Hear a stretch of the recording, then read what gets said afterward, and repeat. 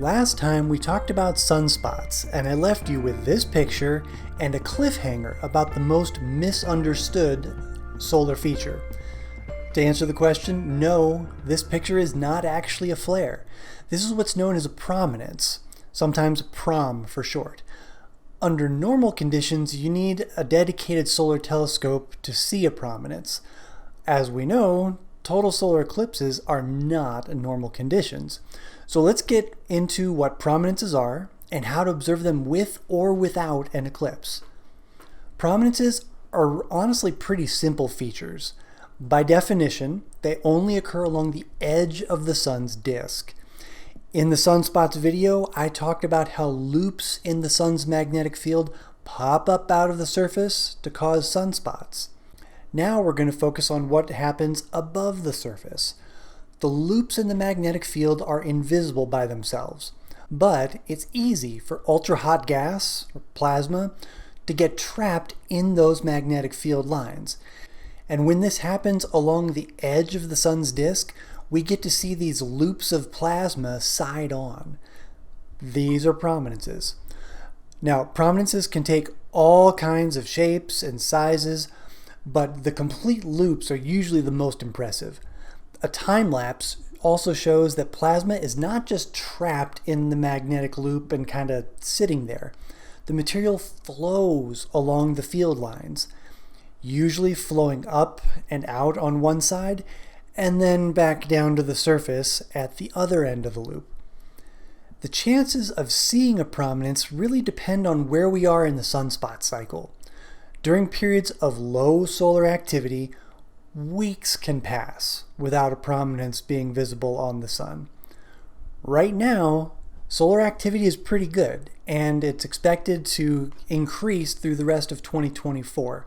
And that bodes well for our chances of being able to see a prominence during the total solar eclipse on April 8th. As I mentioned earlier, normally you need a dedicated solar telescope to see a prominence. A solar telescope essentially blocks all colors coming from the sun except for one very specific one, and that's the brightest color given off by the element hydrogen. This color or wavelength is known as H-alpha, and viewing the sun with an H-alpha telescope is what allows us to see so much fine detail on the sun, including things on the surface and just off of the edge.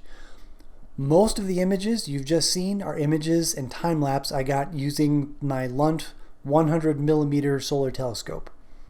However, you might also see prominences during the total phase of a total solar eclipse. Seeing them with the naked eye honestly is pretty tough though. Remember, the sun is really far away, and this means the sun is going to appear small and proms are going to appear even smaller. But a regular pair of binoculars or looking through a telescope, regular telescope, will do the trick if you want to see them in real time. Best way to do that is you need to remove the solar filter, and you can only do this during totality.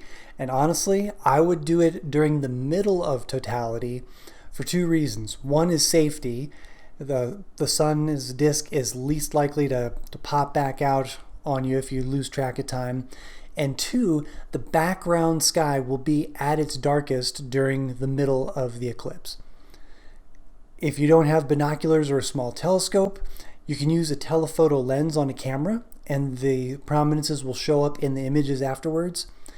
Look for them as pink cloud features just above the sun's edge during totality. The largest prominence ever seen during a total solar eclipse goes all the way back to 1919, and I've got a separate video that goes into detail about this specific image linked at the end of this episode. Speaking of which, we are at the end. Next week, we'll finally talk about solar flares. Also, I'm starting a series on eclipse viewing and photography. Expect a lot of activity here on the channel in the next 3 or 4 weeks in particular, so hit the subscribe button and allow notifications to make sure you don't miss out on any of the upcoming content. Thanks for joining me, and hope to see you again next time here on Totality Town.